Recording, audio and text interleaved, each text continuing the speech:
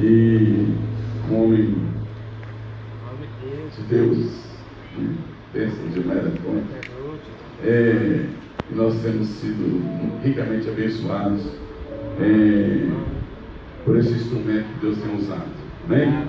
Então Deus abençoe em nome de Jesus.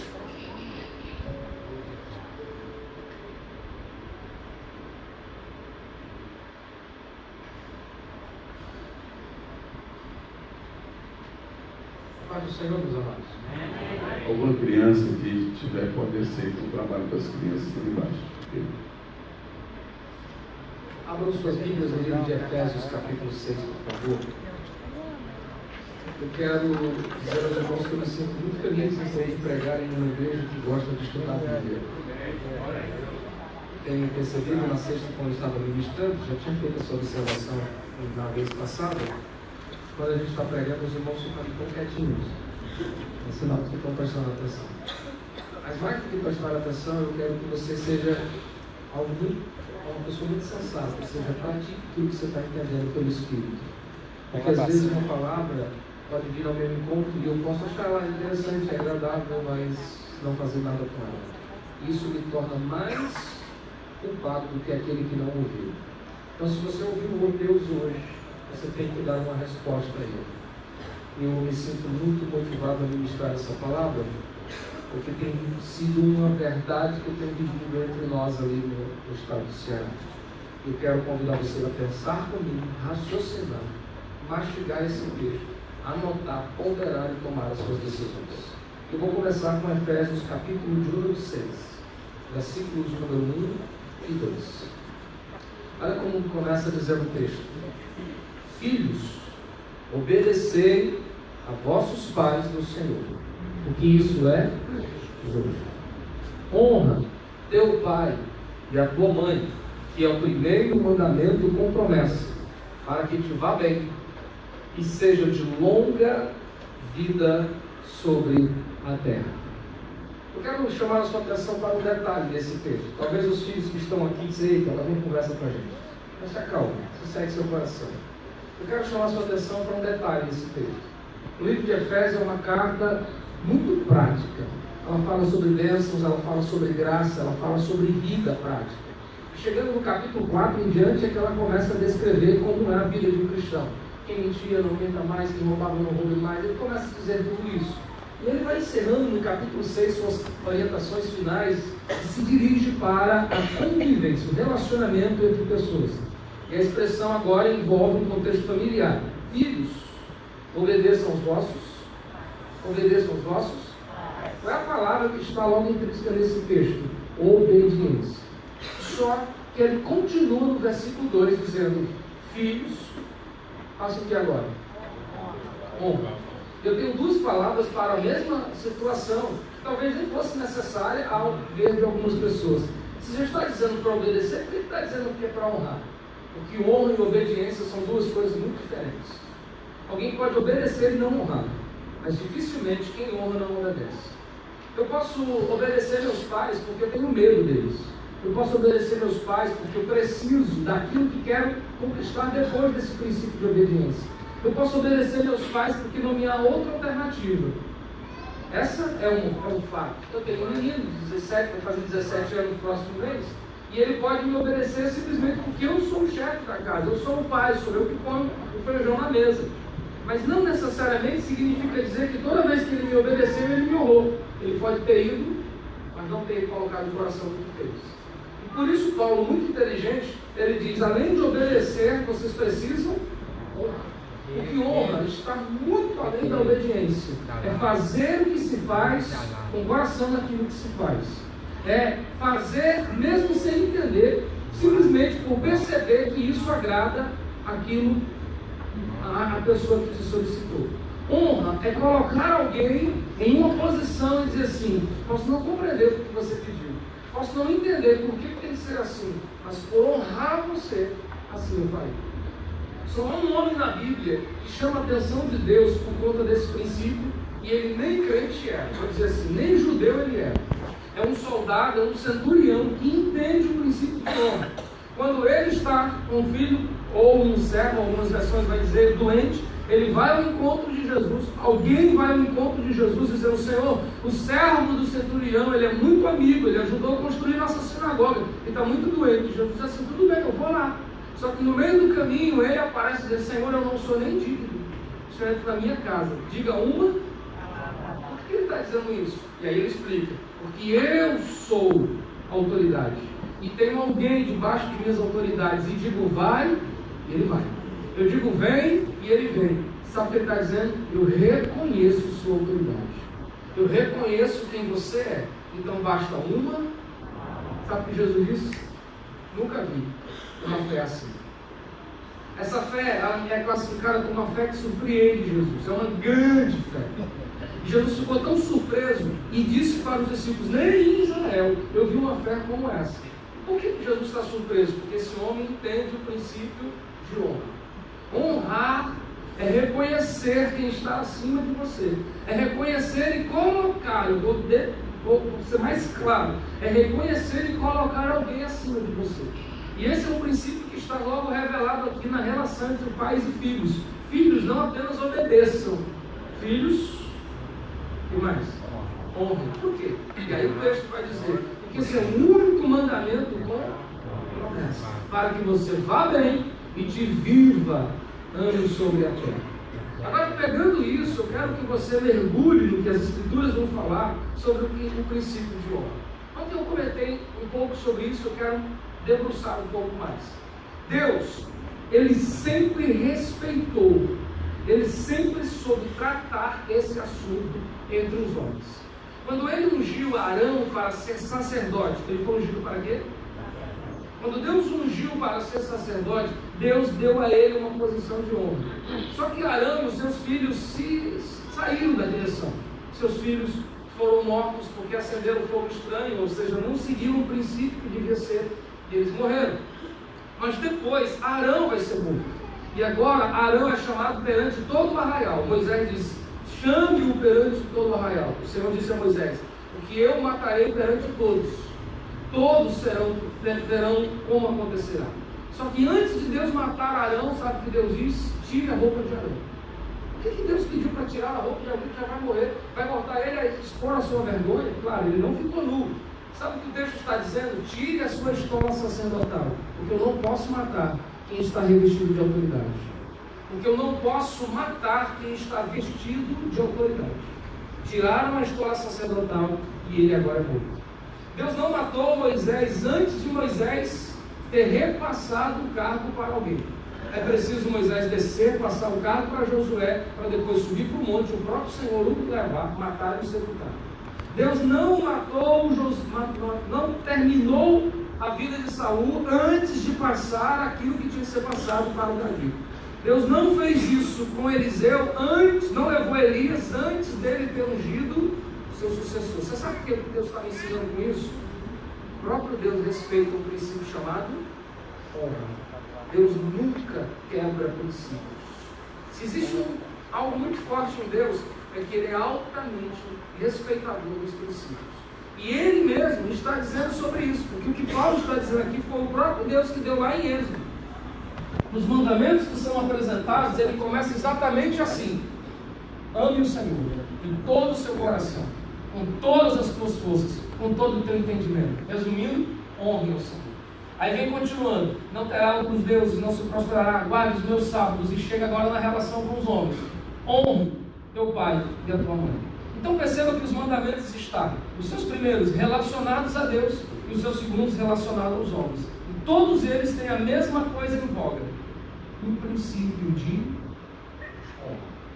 Agora, ao entender esse princípio de honra, Deus vai mais adiante e Salomão escreve essas palavras no capítulo 3. Vamos para o capítulo 3 de Provérbios.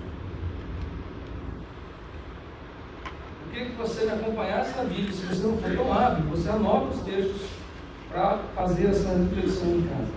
Provérbios capítulo 3.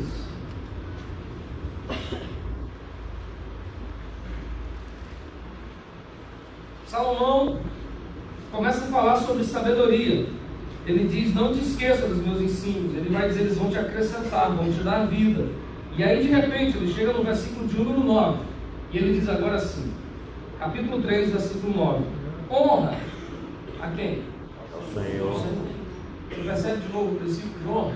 Mas aí ele prossegue: com os teus bens e com as primícias de toda a tua renda. Eu quero chamar a sua atenção, eu quero te pedir, quando você lê a Bíblia, não leia por ler. Preste atenção nos detalhes, porque a beleza do texto está nos detalhes. Olha o que o texto diz, eu vou ler devagar. Honra ao Senhor com os teus bens e com as primícias da tua renda. Ele começa falando sobre honra, e ela toma duas direções. Honra ao Senhor, direção número 1, com os teus bens. Direção número 2, com as primícias da tua. Bom, você e eu já sabemos que primícia se refere àquilo que é nossos dízimos ao Senhor. É os dízimos, é a primícia. Mas o texto não está falando só sobre isso. O texto está dizendo: honre ao Senhor, número 1, com os teus. De quem é os bens? De quem é os bens no texto? Nossa. Você pode me ajudar? Nossa. É seu. As primícias, de quem é? De quem é as primícias? Vamos lembrar do princípio lá de Êxodo: traga todas as primícias da sua renda santas ao Senhor. Então, de quem são as primícias? Dele. De quem são os bens? Meu. E agora o Senhor está dizendo: honre com aquilo que eu dei a você, e também honre com aquilo que nas suas mãos estão, mas a mim me pertence. E eu tenho duas direções muito fascinantes nesse texto. Deus está dizendo: honre pessoas com aquilo que eu te dei, honre a mim com aquilo que está na sua mão. Geralmente você lê esse texto quando alguém vai falar sobre oferta, sobre alguém vai falar sobre dízimo. Só que ele está falando muito mais do que isso. Ele está falando: honre com seus bens. Sabe o que ele está dizendo? Se você tem 100% de sua renda e a 10ª parte disso é a mim, os 90% que ficou às suas mãos é seu. O que você faz com ele? Deus se preocupa da mesma forma que você faz com os 90%, tanto quanto o que você faz com os 10%. Nós estamos vivendo uma geração em que pensamos assim: eu vou à igreja, eu levo minha oferta, eu levo meu dízimo, estou quente com Deus. Você presta conta daquilo que é dele, mas também você presta conta daquilo que é. E aqui que o texto está dizendo: honra o Senhor com os teus bens. E como é que honra o Senhor com os teus bens? Salmos 41.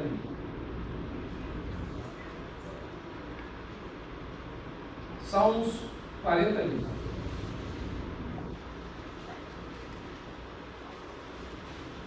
Olha como diz a expressão dos versos de número 1. Salmo 41, verso 1 diz: bem-aventurado, feliz o que acode ao necessitado. Como é que eu honro o Senhor com os meus bens? Acudindo. Então eu quero que você entenda definitivamente que Deus me abençoou e quer que eu honre pessoas. E como é que se honra pessoas? Estendendo as mãos, abençoando a vida deles. Como é que se honra o Senhor? Sendo fiel com aquilo que a Ele pertence.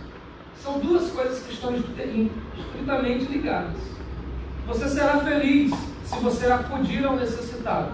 Nesse texto diz que há 7 bênçãos para aquele que sabe honrar pessoas. Quais são as bênçãos? Vamos ler no final do texto. O Senhor te livrará no dia do mal.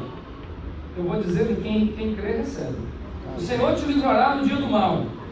O Senhor o protegerá. O Senhor preservará a sua vida. E o Senhor o fará feliz na terra. Não entregará nas mãos dos seus inimigos. Ele te assistirá no leito da enfermidade, e na doença a sua cama será macia. Tem 7 bênçãos dadas para aqueles que sabem honrar pessoas. Você sabe o que eu quero pregar nessa manhã? Eu quero falar sobre mordomia cristã. E eu preciso desmistificar você que mordomia é muito mais do que o que eu trago à igreja. É o que eu faço com o que o Senhor me deu. É o que eu estou fazendo com tudo que está nas minhas mãos. Deus me abençoou com a minha renda. Senhor, eu quero te honrar com as primícias da minha renda. É a primeira parte. No Antigo Testamento isso é chamado de oferta de manjar. Sabe o que é oferta de manjar? O culto tinha 4 ofertas, 4 sacrifícios. Sacrifício número 1, holocausto. Diga para mim como é o nome? Holocausto. O que é holocausto? É a oferta totalmente queimada. Ela era totalmente entregue. Ninguém, o sacerdote, ninguém podia tocar nela. Ela era queimada totalmente. Sabe o que Deus está dizendo? Quando você entrar na minha presença, eu não quero você por metade, eu quero você por inteiro. Depois de oferecer o holocausto, traga a minha oferta pacífica. Sabe o que é a oferta pacífica? Era a gratidão, por isso o nome pacífico. Gratidão pelas coisas que aconteceram, pela chuva que caiu, pela manhã que se nasceu, por estar com saúde, por ter paz, pelas coisas que estão dando certo. O nome disso é louvor, ações de graça. Deus está dizendo, entrou na minha presença, comece a entrar com ações de graça. É isso que diz o salmista no Salmo 100. Entrai pelas portas deles com ações de graça. Você já devia ter entrado na igreja aqui, era cantando, dizendo obrigado, Senhor, pelo sol da manhã, por ter amanhecido e tal. Depois, traga a oferta de manjar. A oferta de manjar já diz, só para você associar na sua mente, o que é uma oferta de manjar? Eu fui convidado para almoçar na sua casa. Você fez um almoço daquele. Aí o almoço é tão, que eu digo assim, rapaz, isso não é um almoço, isso é um manjar. O que eu estou querendo dizer? É uma comida top. Eu fui tratado muito bem. Estou usando essa figura de linguagem para você não esquecer. A oferta de manjar é chamada oferta de honra. E essa oferta de honra é o princípio de adoração. Porque louvor e adoração não são as mesmas coisas. Louvar é quando você atribui a Deus o reconhecimento do que Ele fez. Adorar é quando você atribui a Deus o reconhecimento do que Ele é. Todo mundo louva, poucos adoram. Vou repetir. Todo mundo louva, pássaros louvam, incrédulos louvam, poucos adoram. É por isso que João 4, Jesus diz assim, o Pai está procurando os verdadeiros adoradores. Por que poucos adoram? Porque adorar envolve relacionamento. Adoração envolve reconhecimento. E ninguém adora a Deus vivendo uma vida de pecado. Ninguém adora a Deus reconhecendo quem Ele é e estando distante dele. Para adorá-lo é preciso ter relacionamento com Ele. Isso era chamada oferta de manjar. Por último, é que era a oferta de expiação, que era o arrependimento de pecados, que era a confissão de erros. A gente está fazendo tudo errado. Quando estamos chegando na igreja, a primeira coisa que a gente pede logo é perdão, porque a gente já vem uma consciência pesada do monte de erro que tem. Aí se entrega só pela metade, no louvor a gente mistura, não sabe nem o que a gente está fazendo mais. Aí você sabe o que acontece? Todas essas bênçãos que estão no Salmo 41 não têm nos alcançado. Eu vou ler quais são as bênçãos. Bênção número 1, o Senhor te livra do dia do mal. Ele não está dizendo que você não vai passar pelo mal, mas está dizendo que Ele vai te livrar no dia do mal. É assim que está o texto? Não é que Ele te livra do dia, Ele te livra no dia. É assim que está? Segundo, o Senhor o protegerá, preservar-lhe-á a vida. O Senhor te fará feliz na terra. Não está todo mundo procurando ser feliz. Comece com honra. O Senhor não te entregará a destruição dos teus inimigos. Ele te assistirá no leito da enfermidade. Meu Deus. Na doença, Ele ainda vai te afofar a cama. Sabe qual é a ideia que eu tenho disso aqui no Ceará? Quando o menino está chorando, aí a mãe põe na rede e fica balançando a rede. Balança a rede. É não é assim que Deus vai fazer. Sabe o que o texto diz? Eu cuido daqueles que me honram. Aleluia! Deus disse isso a Jeremias. Eu honro os que me honram. É um princípio muito sério. Quando eu falei sobre Abraão e Deus, por que Abraão é o único homem que para Deus e não é morto? Deus está indo para Sodoma para destruir Sodoma e Gomorra com fogo do juízo. E Deus se apresenta a Abraão dizendo consigo, eu posso ocultar alguma coisa de Abraão? Não posso. Eu o chamei para ser pai de nações. Então eu direi a Abraão. E ele vai lá e diz assim, vou destruir Sodoma. A podridão do seu pecado chegou às minhas narinas, vim para destruir. E Abraão se coloca diante do Eterno, diante do Todo-Poderoso. E ele diz assim, Senhor, se tiver 50 justos, o Senhor vai destruir. Você sabe o que Abraão está fazendo? Ele está intercedendo por uma nação. Porque para isso ele foi chamado. E ele diz, Senhor, se tiver 50, e o Senhor continua caminhando e diz, não tem 50. Senhor, e se tiver 30? E ele vai descendo até chegar a 10. E Abraão percebe que nem 10 justos lá tinha. Que só foi salvo a família só dava valor, a mulher e 2 filhos, a mulher ainda ficou de fora, só foi salvo 3. E dos 3, 2 ainda eram desviados, que fizeram o que fizeram. Só sobrou 1. Passava feio com o Deus, quando vai destruir Sodoma, Deus apresenta-se a Abraão, ouve a oração de Abraão e, quando vai destruir, diz assim, e salvou Ló, porque lembrou-se da oração de Abraão. Irmão, Deus te confiou alguma coisa, Ele respeita o que Ele confiou a você, seja fiel ao que Ele te confiou, porque Ele vai tratar com isso. Você sabe qual é o nome disso? Princípio de... Você pode repetir comigo qual é o nome disso? Princípio de... E agora que nós aprendemos esse princípio, o que vai acontecer? Todas essas bênçãos me alcançarão. Ah, pastor, graças a Deus eu sei bem fazer isso. Vamos para Mateus capítulo 10. Mateus capítulo 10.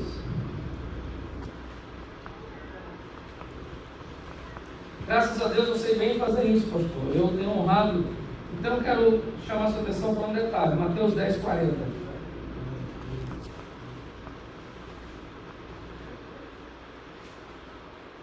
Quem vos recebe a mim, me recebe. E quem me recebe, recebe aquele que me enviou. Olha o 41.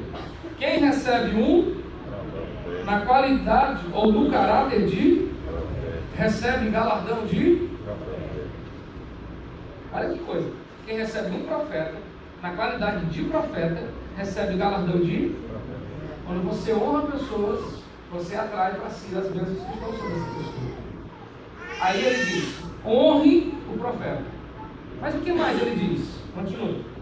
Quem recebe um, na qualidade de, recebe galardão de. Vamos continuar o 42. E quem der a beber, ainda que seja um copo de água fria, a um desses, qual a expressão? Pequeninos. Eu tenho 3 pessoas citadas nesse texto: profeta, justo e pequenino. Deus está me dizendo que o princípio de honra ele alcança 3 níveis. Nível número 1, honre quem está acima de você. Aqui quem é a figura? O profeta, o sacerdote, seus pais, seus líderes. Honre quem está acima de você.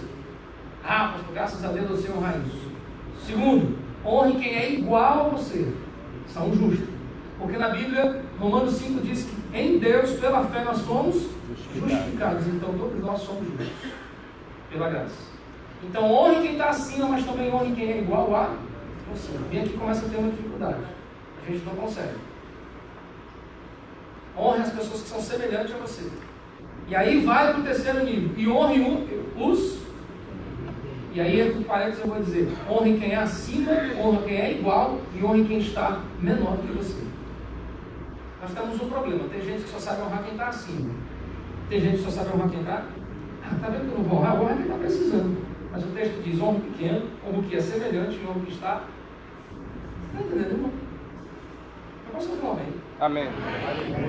E quem faz isso, atrai o galardão sobre isso. Quem honra o profeta, recebe o galardão de profeta. Quem honra justo, recebe o galardão de justo. Quem honra o pequenino, recebe o galardão de pequenino. Eu tenho andado em muitos lugares, irmãos. Eu tenho pregado em muitas cidades, em muitas igrejas. E sabe o que eu tenho aprendido? É que a igreja, ela colhe o princípio da honra quando se sabe honrar. E aí, por onde eu tenho andado, eu percebo: a igreja que sabe honrar seus líderes, a igreja que sabe honrar seus pais, a igreja que sabe honrar seus irmãos, vive o resultado disso na sua vida. Eu tenho pregado em alguns lugares e tenho percebido que esse princípio está sendo desprezado, porque surgiu uma geração de oportunistas, porque surgiu uma geração de aproveitadores. Só para se dar bem, eles começam a falar sobre isso sem levar em conta todo o contexto. Aí gerou outra geração, a geração dos céticos, que não querem nada a ver com isso. E aí nós temos 2 extremos. O extremo número 1, o que se aproveita; o extremo número 2, os que se bloqueiam. E nesse interim, a gente está perdendo o que a Bíblia diz. Nós não podemos ser extremistas para um lado, nem extremistas para o outro. Nós não podemos esquecer do que a Bíblia está ensinando. E a Bíblia ensina claramente um princípio: honra teu pai, honra o teu profeta, honra teu irmão, honre aquele que é menor do que você. Quando eu faço isso, as coisas me aconteceram. Pastor, e como é que nós fazemos? Ah, tem muitas formas de fazer. Tem muitas formas de se fazer. Um telefonema, um reconhecimento. Você se lembra de alguém que orou por você no início da sua fé? Você se lembra quem foi que te ganhou para Jesus? Sabe, de vez em quando eu vou em Parnaíba, na casa de uma pessoa chamada Rosileuda Frota. De vez em quando eu paro na casa dela só para abraçá-la e ouvi-la, porque foi minha mãe espiritual. Foi quem me cuidou de mim, quem tinha cuidado de mim quando eu me entreguei a Cristo. De vez em quando, eu estou falando com ela. A pessoa que me ensinou sobre culto, sobre pregação, sentava comigo e disse: Adriano, senta aqui, dirige um culto para mim. Mas assim, maneira, assim, dirige um culto para mim. Eu começava a dizer: não, você esqueceu disso, volta para isso. Principalmente quando eu esqueci da oferta, assim, volta, esqueceu da oferta, esquece, não, volta. E a irmã Neide não mora mais em Parnaíba, ela mora em Brasília. Todas as vezes que eu sei que ela está em Parnaíba, qual é a minha proposta? Trazê-la para a rotina. Porque eu honro quem um dia cuidou de mim. Você tem feito isso? O que tem acontecido no nosso meio, mesmo que aconteceu na época de Jesus? Se dava uma oferta no templo e diziam: Corban. Sabe o que é Corban? Não temos mais responsabilidade com os nossos pais, já ofertamos. Sabe o que a gente está fazendo hoje? Eu já dou meus dias e minhas ofertas, não preciso me preocupar com mais nada. Eu não me preocupo com quem me ensinou, com os meus líderes, eu não me preocupo com quem ora por mim, eu não me preocupo com nada disso. E aí isso gera um problema.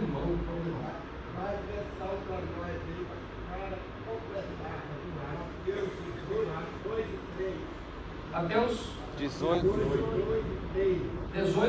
2 e 3. Até os 2 e 3. 18, versículo 18, versículo 2 e 3.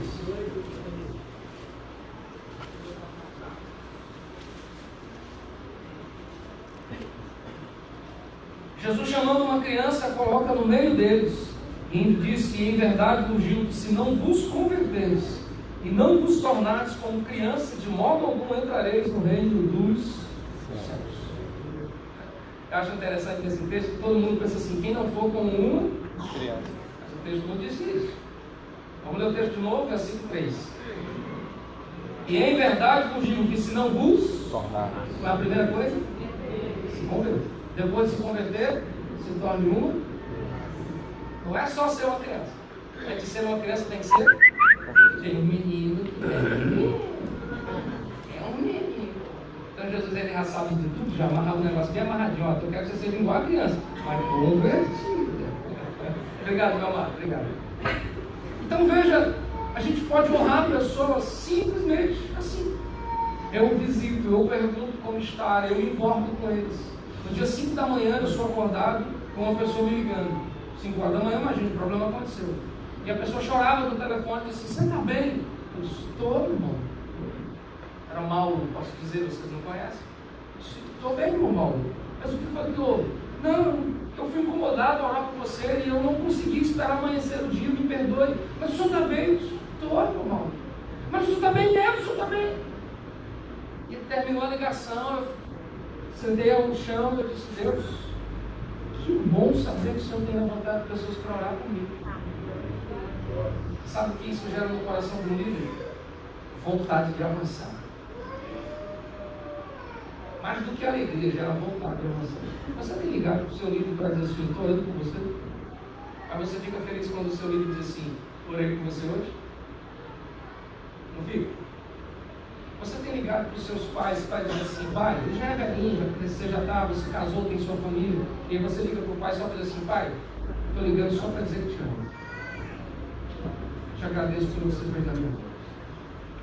É um negócio tão sério, que meu ministério só rompeu quando eu trabalhei isso na minha vida. Eu sou pastor há quase 2 décadas. E como eu disse na sexta-feira, eu sou fruto de um relacionamento que não deu certo. Minha mãe se separou do meu pai, e quando se separou, poucos dias depois descobriu que estava grávida. E ela escondeu a gestação do meu pai. Eu não conheci meu pai até os 21 anos de idade. Eu me converto aos 13, aceito Jesus, sou crente, já sou pregador, já estou dirigindo igreja. Meu irmão mais velho encontrou meu pai, que estava a alguns quilômetros da nossa cidade, e disse: Adriano, eu falei do papai de ti, e ele disse: quer te conhecer. Só que do lado de cá eu disse: não, mas passaram tantos anos, não dei a mínima, não dei importância para isso. Só que Deus, Ele sabe tratar com as coisas. Ele sabia que isso era necessário na minha vida. Eu estou indo para Teresina e passa pela cidade dele. Sabe o que aconteceu? O ônibus deu prego. Era uma expulsão da igreja. Quando o ônibus dá prego, o pastor que me acompanha, eu disse: pastor, o senhor já sabe da minha vida, conhece a minha situação, e eu penso que agora é a oportunidade de eu tratar coisas mal resolvidas em mim. Adriano, ninguém sai daqui enquanto você não encontrar seu pai. Ele me sinto lá ajeitando o carro, e eu pego um mototáxi e digo assim: rapaz, eu preciso encontrar um homem. Qual é o nome dele? Ademar Frota Fontenelle. Como é ele? Na descrição do meu nome, ele é alto, cabelos grisalhos, olhos verdes. Eu acho que os olhos dele antigamente devem ter mudado. Ele é mais ou menos assim, tal. Ah, conhece a fotinha, colocou na moto, saímos atrás dele. Paramos numa casa, saiu um homem baixo. Ele era grisalho, os olhos verdes, mas ele era baixo. Aí eu não poderia chegar e dizer, ô pai, como é que eu vou fazer? Bom dia, o senhor é o Ademar Frota? Sim, sou eu mesmo. Eu posso lhe fazer 2 perguntas antes de minha apresentação? Diga. O senhor conhece uma moça chamada Tânia Maria Alves Menezes? Não, Tânia Maria. O senhor conhece um rapaz chamado Jean Júnior Menezes? Não, não estou lembrado. Você conhece ou não lembrado? Desculpe, não é o senhor. Peguei no outro e disse, rapaz, não é esse não. O homem não conhece o filho, não conhece a mãe, não conhece esse não. Olha, ele é assim, tal, trabalhava, tinha uma loja de calçados. Ah, sei, me levou na casa do homem. 11h30 eu chego lá, ele está saindo do almoço, palitando o dente. É alto, os cabelos grisalhos, olhos verdes. É isso. O coração já começou a tremer. Quando ele saiu, eu disse, bom dia, eu posso me apresentar ao senhor, só que antes eu queria lhe fazer 2 perguntas. Fiz as mesmas. O senhor conhece uma moça chamada Tânia Maria? Conhecia há muito tempo. O senhor conhece um menino da... Conheço. Meu filho. Quando ele terminou de dizer meu filho, ele disse, pensa, pai. Aí o velho chora do lado de lá e eu choro do lado de cá. Meu filho, a gente entra, começa a chorar e começamos a conversar e tal. Sabe o que acontece? Nós ali nos abraçamos, nós nos perdoamos, ele pediu perdão, eu liberei perdão para ele. Ele disse, eu não posso te culpar, você era apenas um jovem que não conhecia Deus, mas eu agradeço a Deus por sua vida. E foi uma manhã de reconciliação entre nós. Eu fui embora, quando eu cheguei lá no local do ônibus, só estava faltando eu chegar para o ônibus e resolver o problema. Cheguei, poucos minutos, o ônibus foi resolvido, fomos embora. 3 meses depois eu volto para visitá-lo. Quando eu bati na porta, saiu uma senhora. Eu queria falar com meu pai. Quem é seu pai? Disse, Ademar. Não, ele não mora aqui. Só me diga onde é que ele está morando, senão ele não mora mais. Ele morreu. Está com 3 meses que ele morreu acometido de picadas de agulha. Ou seja, eu só ouvi uma vez na minha vida. Nunca mais. Se eu tivesse deixado passar aquela vez, para liberar perdão sobre a vida dele, quantas coisas estariam travadas no meu ministério, na minha relação com o meu filho? Existem coisas que estão travadas na sua vida porque você ainda não aprendeu o princípio de honrar. Honre seus pais. Ah, pastor, mas eles me magoaram muito. Isso vai fazer bem a você. Isso vai fazer bem a você. E olha que coisa fenomenal. Quando Jesus nos ensina sobre esse princípio, Ele sabe que a pessoa mais beneficiada com isso somos nós mesmos. Vamos pensar um pouco sobre essa questão de José. José era um homem que sempre soube honrar. Ele honrou seus pais, ele honrou seus patrões, ele honrou as pessoas onde ele estava. Por que José era querido? Porque onde ele estava, Deus era com ele. Qual era a prova disso? Prosperava. E por que prosperava? Porque ele sabia honrar. Ele nunca levantou a voz contra os seus irmãos, ainda que os seus irmãos fizessem o que tivessem feito. Ele nunca levantou a voz contra Potifar. Potifar o honrou, Potifar o colocou numa situação de honra. Ele agora é acusado, ele é caluniado, mas ele não levanta a voz para chegar lá no calabouço, estou aqui, porque Potifar é um homem frouxo. Potifar não soube resolver o problema. Não, ele sempre honrou pessoas. Ele soube honrar Potifar, ele soube honrar o carcereiro, ele honrou, ainda que fosse desonrado, porque aquele moço que interpretou os sonhos, os dois esqueceram dele. Que pena. E todas as vezes, e a maioria das vezes, nós honramos alguém e esse alguém não sabe lembrar disso. Aí José está lá no calabouço até que chega a hora de Faraó ter um sonho, ele ser o intérprete desses sonhos, ser honrado, e ele sai do calabouço para ser governador. Ele chega no capítulo 48, encontra seus irmãos, sabe o que ele vai dizer? Tenham medo não, eu não vou fazer nenhum mal a vocês. Mas como não? Nós te traímos, te vendemos como escravo, mentimos para o nosso pai tendo te matado. Não se preocupe não, Deus transformou o mal em vocês em bem. E olha o que ele vai dizer agora: e ele me fez do Egito governador, do mundo salvador, e de Faraó ele me fez pai. De Faraó ele me fez pai. Irmão, Faraó estava acima de José na posição, mas Faraó comia na mão de José, porque era José que controlava todas as finanças. E por que ele chama Faraó de pai e não de filho? Porque ele aprendeu o princípio de honra. Eu posso ter tudo na mão, mas eu não vou passar por cima de autoridade. E agora que ele fala, ele trabalha esse princípio, ele me ensina outra coisa fenomenal. Das coisas ele é Senhor, mas de Faraó, ele é pai, ele trabalha como alguém que está cuidando. Ele ama pessoas e utiliza coisas. A ordem da geração de hoje inverteu-se. Nós amamos coisas e usamos pessoas. Ele sabia que mesmo na posição de honra, ele tinha responsabilidades para cuidar. E ele cuidava de Faraó quando o pai cuida de um filho. Ele sabia que tinha responsabilidades quanto a isso, para cuidar. Deus tem dado muita coisa a nós. E o que temos feito com isso? Deus tem nos enchido com a sua bênção, com a sua graça. O que temos feito com isso? Aí eu volto para Provérbios 3. Honre ao Senhor com os teus. Como é que eu honro o Senhor com os meus bens? Estendendo as mãos, abençoando pessoas. Há duas direções no princípio de honra. Honra ao Senhor e honre pessoas. Honre pessoas. Eu vou repetir de novo. Honre pessoas. Quando eu escrevo livro, sabe de quem é o primeiro livro? Ah, pastor, mas ela já sabe de tudo, mas é o primeiro, porque é uma forma de honrar quem me acompanhou até hoje e quem faz parte da minha história. O primeiro livro é na mão dela, é seu, autografado. E aí eu faço uma declaração forte, tá bonitinho. Tá lá. Isso é honra. A quem foi comigo nos dias das minhas aflições, a quem chorou comigo quando eu não tinha mais esperança e nem saber o que fazer. E como é que eu posso agora honrar? Sendo alguém de mãos estendidas para abençoar. Vou caminhar um pouco mais sobre o assunto finanças. Entendendo o princípio de honra, vou caminhar sobre o princípio de finanças. Qual é a razão de muitos problemas na nossa atualidade? É que as pessoas são prisioneiras daquilo que eles deveriam ser Senhor. São prisioneiras do dinheiro. Dinheiro na Bíblia, irmãos, é um assunto muito espiritual. Vou repetir. Dinheiro na Bíblia é um assunto muito espiritual. Pesquisa depois qual é a origem do nome monetário. Você vai ver que é uma deusa. Porque dinheiro na Bíblia sempre foi um assunto espiritual.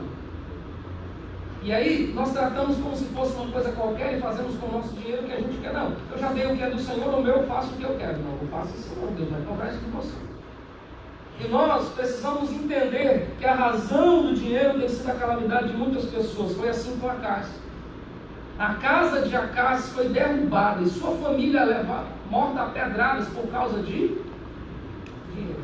Ele invadiu com o povo hebreu a cidade de Jericó e ficou encantado com uma peça de ouro, 2 capas babilônicas, e por conta da avareza sua casa foi destruída. E muitas famílias sendo destruídas por conta do apego ao dinheiro. Qual foi a ruína de Geazi? O dinheiro. Vem Naamã leproso para ser curado e ele traz ofertas para dar para Eliseu. Eliseu disse: não queremos nada disso não, pode levar de volta. O homem foi curado e foi embora, mas Geazi apareceu no meio do caminho e disse assim: meu senhor mudou de ideia.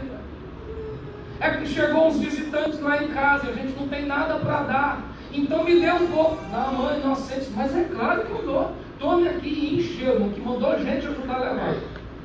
Só que quando Eliseu ouviu, ele disse assim: meu coração foi contigo, quando você encontrou com Naamã. E assim como você fez, a lepra de Naamã se apegará a ti. E Geazi ficou com a doença de Naamã. Porque todas as vezes que somos avarentos, atraímos o mal que a avareza traz. E qual é o mal, pastor? Abre sua Bíblia em Colossenses 3.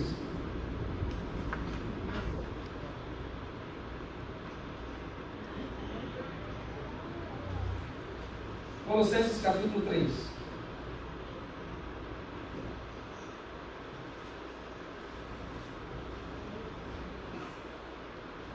Versículo 5.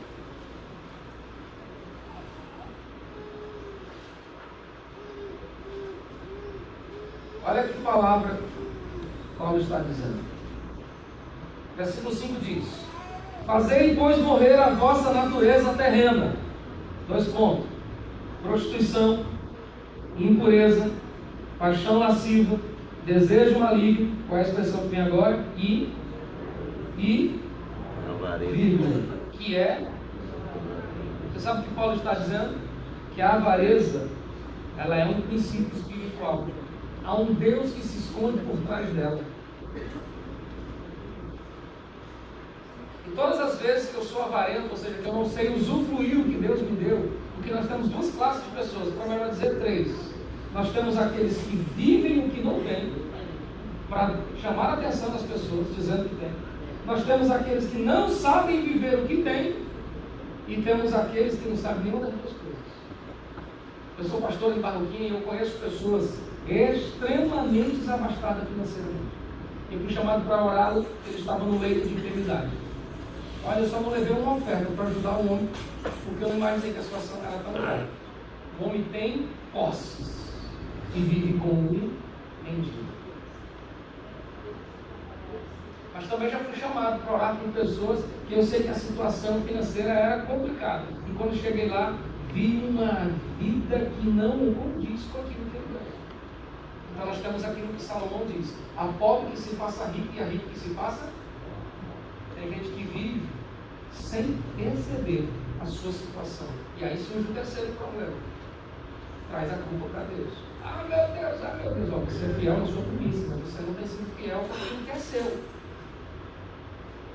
Você não tem sido fiel. Por que você não tem sido fiel com os 90% na administração? Você sabe por que José foi chamado para ser governador do Egito? Porque José tinha um princípio que aprendeu quando foi ensinado por seus pais. O princípio da administração. Qual é a palavra de José para Faraó? Nos anos de fartura, recolha 1/5, 20%. Guarde nos celeiros, porque nos anos da escassez ele te sustentará. Isso não foi revelação, isso foi o princípio que ele aprendeu em casa. Porque todo bom judeu só vive com 70% de sua renda. 10% é do Senhor, 20% é para reserva. E o mundo foi salvo por causa de uma desse. Quando você compra um carro financiado, você sabe quem te emprestou dinheiro? Um judeu. Você sabe quem financia os bancos? O dinheiro judeu. Por que o povo judeu é o povo mais rico da terra? Porque aprenderam um princípio. O que é do Senhor ninguém toca. O que é 20% é de reserva. E eles ainda têm chamado há uma oferta entre eles chamada oferta do justo. É a oferta que se dão para generosidades. Eles abençoam pessoas. Por isso é um povo próspero. José está trazendo esse princípio. Você sabe o que aconteceu. José se tornou ganhador de todas as riquezas. Porque José começou a socorrer o povo. E olha que coisa fenomenal, vou te contar agora. José agora está governando aqui. O povo está com fome. Onde é que tem comida? No Egito. Vão para lá. Só que chegava lá, eles não ganhavam. Eles? Quanto que é? Pagou. Leva a comida. Faltou a comida. Vamos lá, mas não tem mais dinheiro, não tem mais ouro, não tem mais prato. O que você tem em casa? Tem animal, traz os animais. Todos os animais agora são trazidos para o Egito. A comida acabou. Vamos lá de novo, mas não tem mais nada. Você não tem mais nada? Tem terra? Vivendo suas terras. Trouxeram as terras para o Egito. O povo não tinha mais nada, o povo não tinha mais criações para vender, não tinha mais dinheiro, nem tinha terra. Aí eles vieram: nós nos tornaremos seus escravos. Só nos dê o que comer. Olha o que José faz. A partir de agora vocês são escravos nossos.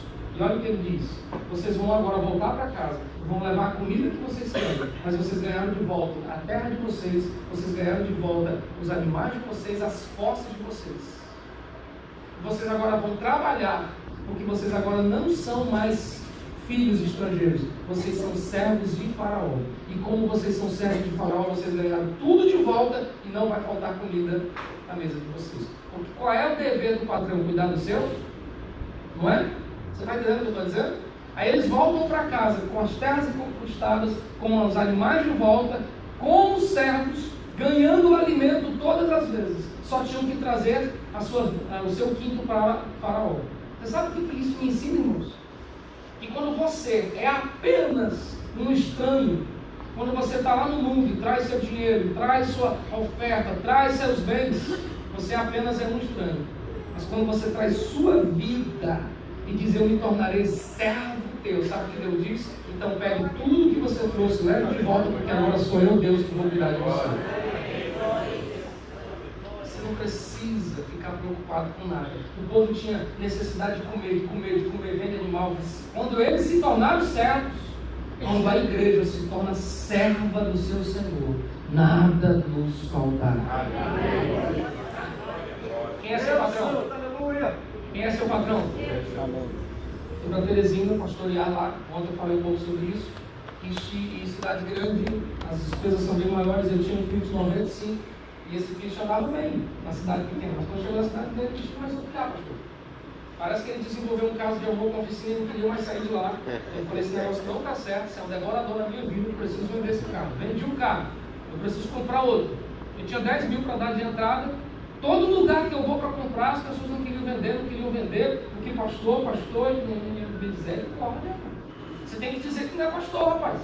Mas por quê? Não, porque é pastor, não tem renda fixa. Eu sei o que ele queria dizer com isso.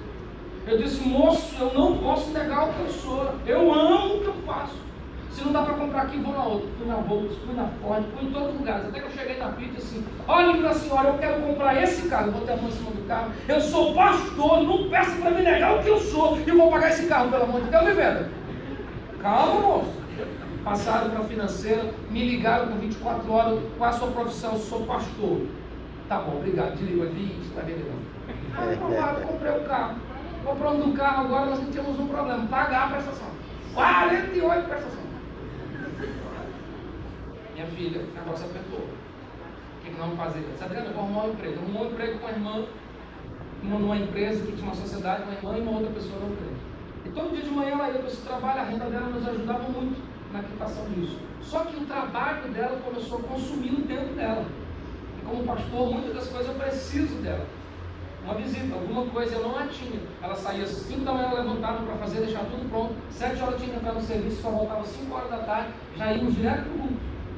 Estava ficando cansativo para ela e eu estava perdendo o meu companheiro de ministério. Até que ela disse assim, Adriana, Deus não me chamou a gente para isso aqui, eu estou sentindo que está na hora de parar esse emprego. Eu precisava do recurso, mas eu precisava dela. Eu disse, filha, se é isso que me traz o pai no coração, entrega esse emprego. Chegou o patrão, isso era 5 de setembro de 2002. Entregou o emprego. Agora que o emprego não existe mais a renda. Um mês depois, 5 de outubro, nós estamos andando pelo centro da cidade. E a mulher, você sabe como é que é? Viu uma vitrine e um calçado. Ela olhou o calçado e disse, que calçado lindo. Eu já peguei pela mão e continua, minha filha. Eu sabia. Estou apertado financeiramente, vou comprar sapato. Só instantes depois, caminhando, o telefone toca. Alô, pastor Adriano Menezes, e comigo já sei, pastor. Quando diz Adriano, é problema. Mas quando diz Adriano Menezes, é Menezes. Chama pelo nome, pode me ligar, chama pelo nome. Adriano Menezes, sim, senhor, eu sou pastor fulano de tal, de um outro estado. Mas eu sou secretário da Junta de Missões Batistas. E todos os anos nós ajudamos missionários. Eu tenho muitos missionários debaixo da minha tela. Só que o Senhor me direcionou a encaminhar para você uma oferta que eu acabei de chegar, acabou de receber isso da Alemanha. E por favor, me dê o número da sua conta. Eu vi isso uma única vez na minha vida. Ele morava aqui 1 quilômetro de distância. Veio uma oferta da Alemanha para a mão dele e tantos missionários ele logo escolheu, eu que não sou nem da igreja dele. Aí disse, eu estou transferindo para a sua conta agora. Eu disse, pastor, só para me identificar quanto que é. Exatamente o salário que ela ganhava naquele dia, 5 de outubro. Sabe o que Deus disse? Trabalha para mim, quem te sustenta sou eu. Quando o dinheiro caiu, eu disse, volta para a loja, compra teu sapato. Aí a mulher saiu do sapato. Quando você é servo dele, é ele que cuida das suas coisas. O problema é que tem muita gente na igreja que quer ser senhor, inclusive do seu dinheiro. E quando você se torna senhor, querendo mandar, fazer o que quer, senhor da sua vida, senhor da sua vontade, você se torna um avarento. E a avareza é idolatria. A avareza é idolatria. E idolatria é pecado. Olha o que diz 1 Coríntios 6.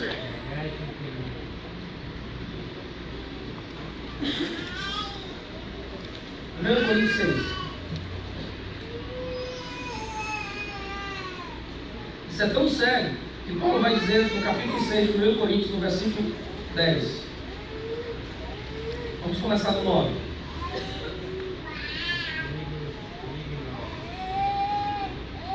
Coríntios 6,9 diz, não sabeis que os injustos não herdarão o reino de Deus? Não vos enganeis, nem os impuros, nem os idólatras, nem os adúlteros, nem os efeminados, nem os sodomitas, nem os ladrões, nem os avarentos, nem os avarentos, nem bêbados, nem maldizentes, nem roubadores herdarão o reino de Deus. Por que o avarento não entra? Porque a avareza é idolatria. E não há lugar no céu para esse tipo de pessoas. Quem chama ladrão? Expressão número 2, roubador. Expressão número 3, avarento. Pastor, é tudo a mesma coisa? Há uma diferença entre ladrão e roubador. Ladrão é aquele que rouba, que pega o que é seu na sua frente. Ou seja, diante dos seus olhos. Você vai andando na rua, alguém te roubou o celular e você diz, pega o ladrão! Ele roubou diante da sua vista. E o roubador é aquele que invadiu sua casa sem você perceber e levou o que você tinha. Aí você acode assim, eu fui roubar. Ou seja, ladrão que pega diante dos seus olhos, roubador é aquele que pega as escondidas dos seus olhos. E aí na igreja nós temos esse problema. Tem gente que é ladrão e tem gente que é roubador. O que é ladrão? Aquele que diante dos olhos fecha seu coração e diz, não, minha oferta não vou dar, não vou dar. Ele diante dos olhos, o roubador, aquele que engana diante dos olhos. Ele diz que está depositando o seu dízimo, mas não depositou, porque não é a sua 10ª parte. Qual é o nome disso? Roubo. É por isso que diz, vós me roubais. Não é uma expressão assim? Vós me roubais. O que é roubar? É você perante os olhos dizer que é uma coisa, mas você está fazendo um escândalo totalmente. Só que você tem um problema. Você pode estar roubando perante os olhos. Mas aquele que tem os olhos que vê tudo, sabe o que você está fazendo. E aí qual o problema disso? É que todas essas duas coisas têm origem na avareza. Pastor, e a avareza começa aonde? Se a avareza é algo espiritual, onde é que ela brota? Qual é a origem da avareza? Mateus capítulo 7.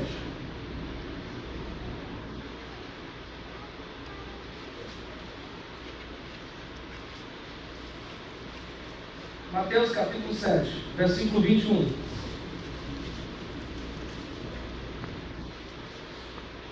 Olha o que diz.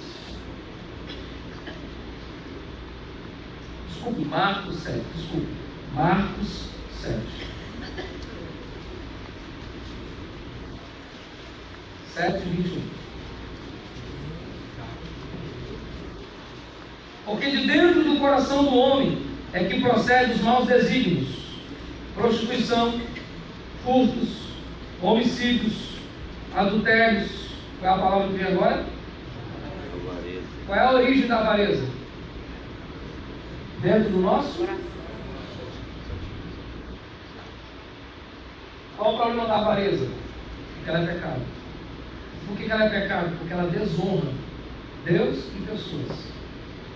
Qual o problema da avareza? Que ela é pecado. E qual é a razão de ser pecado? Porque ela desonra Deus e desonra pessoas. Eu queria tanto que você abrisse os seus olhos para entender isso.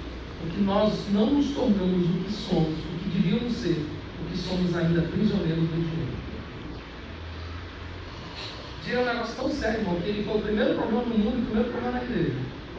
Qual o primeiro problema registrado em Gênesis? 2 irmãos, um se matou por causa de uma oferta. Por causa de uma oferta. Qual o primeiro problema na igreja de Jerusalém, em Atos 5? Um casal que vendeu uma terra, disse que vendeu por outro valor. Ou seja, qual foi o primeiro problema na igreja? Dinheiro. Você percebe quando esse assunto é espiritual. Você é tão espiritual, irmão, que Jesus chegou com um demoniado, tinha legião, disse, sai, a legião foi embora. Subiu em cima de um barco, na polpa do barco, e disse para a tempestade, aquieta-te, ela se aquietou. Chegou para uma mulher pecadora e disse, vai, não peques mais. E ela foi e não pecou mais. Mas chegou para uma vareta e disse, dá tudo que você tem aos pobres, vem e me segue. O homem foi embora. O diabo sai, o mar se acalma, o pecador se arrepende, mas o avara. Um príncipe deixou um rei por causa dos seus bens. E diz lá o texto, como edifícios que amam e confiam nas riquezas. Não é os que têm, é os que amam e confiam nelas. Porque quando eu amo e confio nelas, eu deixo de dar honra a quem merece honra. E essa honra é o meu Senhor. Nós precisamos entender que o princípio de honra e o princípio de mordomia está intrinsecamente ligado.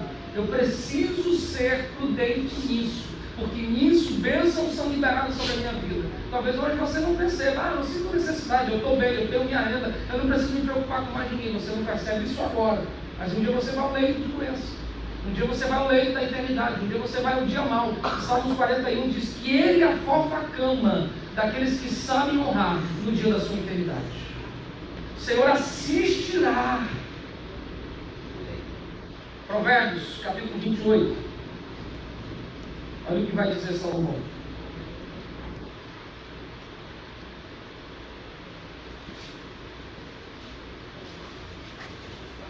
Provérbios 28.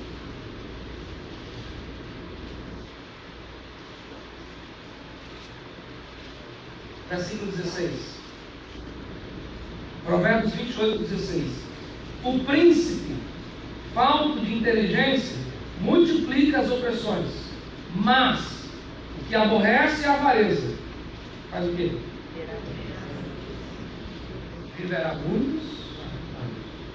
Quem abomina a avareza terá uma vida prolongada e em paz. Versículo 20. O homem fiel será acumulado de bênçãos, mas o que se apressa a enriquecer não passará sem castigo. Quem se apressa a enriquecer, como assim, pastor? Quem se apressa a enriquecer ilicitamente. É o que vai dizer no capítulo 15, versículo 27.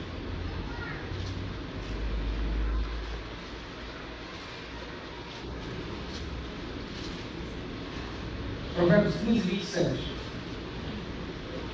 O que é ávido por lucros desonestos transtorna a sua casa, mas o que odeia o suborno, esse viverá. Tem bênçãos para serem liberadas sobre nós. Nós só precisamos tomar uma decisão. Honre pessoas, honre o Criador. Saia dessa reunião hoje e honre sua esposa. Honre seu marido, honre seus filhos, que honra gera honra. Honre seus líderes, honre seus pais, honre seus pastores, que honra gera honra. Eu não costumo falar muito sobre isso, mas eu me sinto à vontade para pregar esse assunto. Segunda-feira eu recebi uma pessoa do gabinete para conversar comigo. É uma jovem que nós temos ela aceitar Jesus, batizamos ela nas águas. Mas os últimos 5 anos da vida dela tem sido declínio. Quando eu falo em declínio, eu estou falando em todas as áreas. Família transtornada, foi um negócio sério. E ela chegou no gabinete aflita e disse assim: pastor, eu cansei, eu cheguei no meu limite, não aguento mais. Eu disse: o que está acontecendo? Vamos entender como isso aconteceu. Ela começou a pensar: o dia que aceitou Jesus, o dia que veio a Cristo, ganhando sua família para Jesus, aí chegou na linha de tempo, e ela percebeu. Quando eu fui embora, outro pastor assumiu o meu lugar, e ela não soube trabalhar com o princípio de honra, porque ela não enxergava a autoridade dele. E ela destratou, ela desrespeitou. E ela começou a perceber que foi dali que as coisas começaram a desandar. Sabe qual a compreensão que ela mesma teve?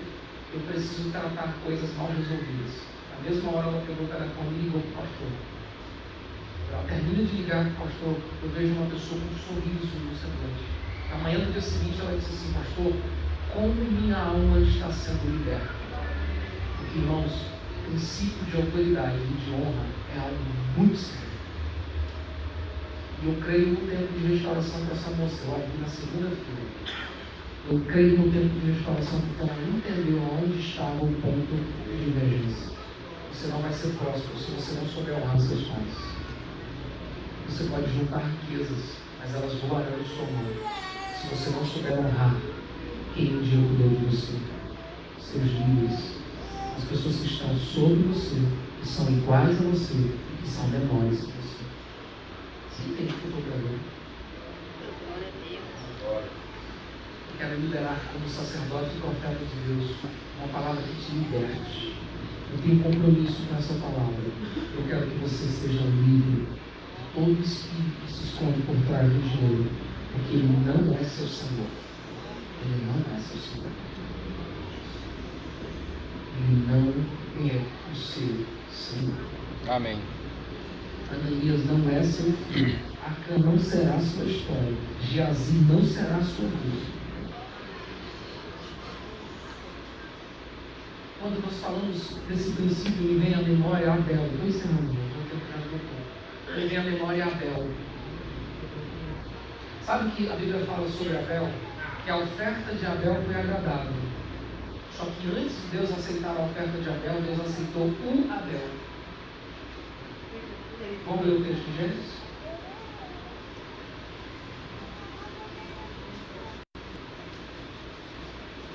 Gênesis, capítulo 4.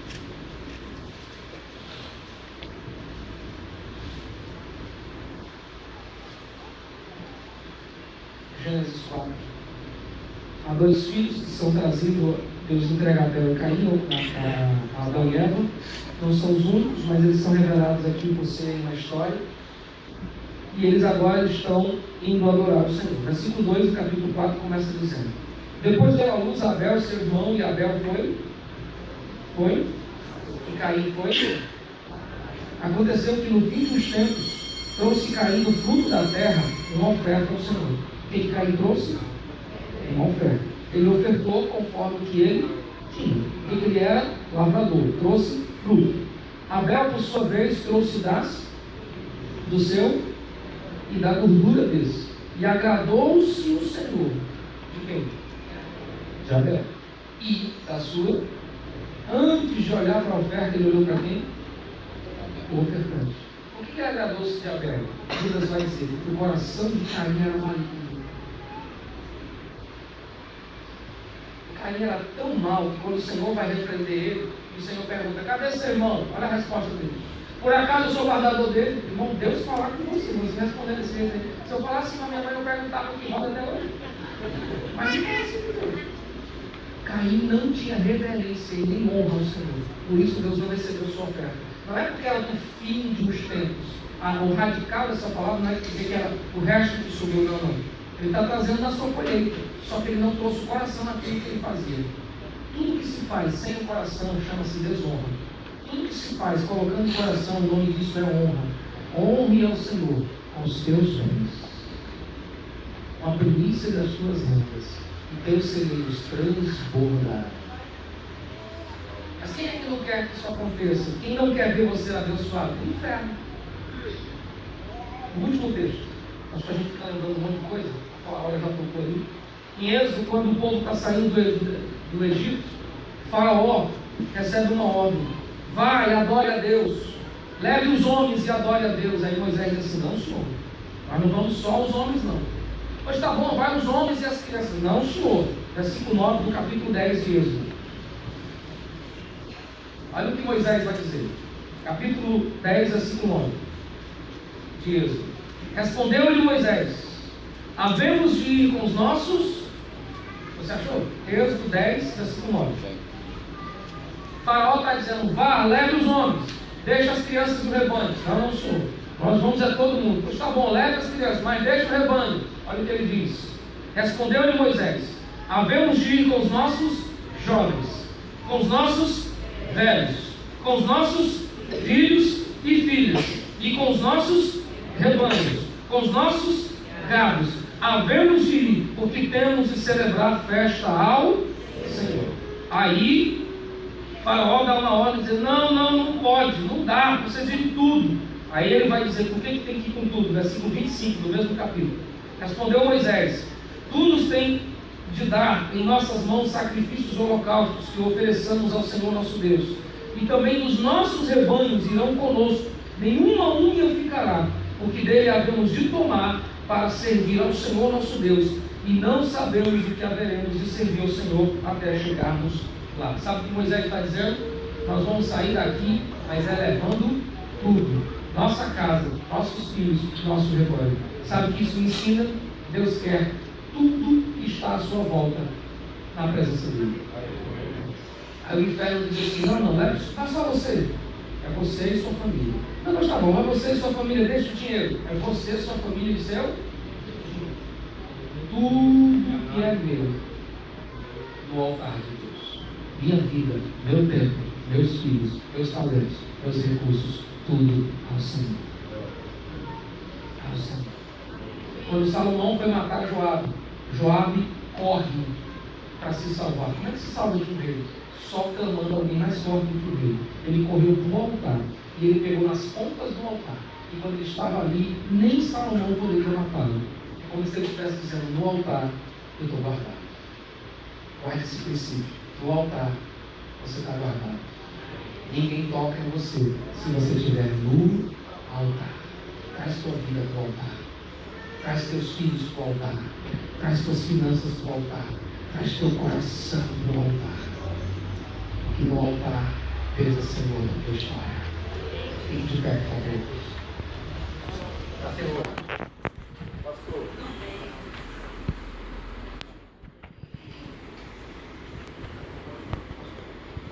Por favor, fique de pé. Pai, na noite que está te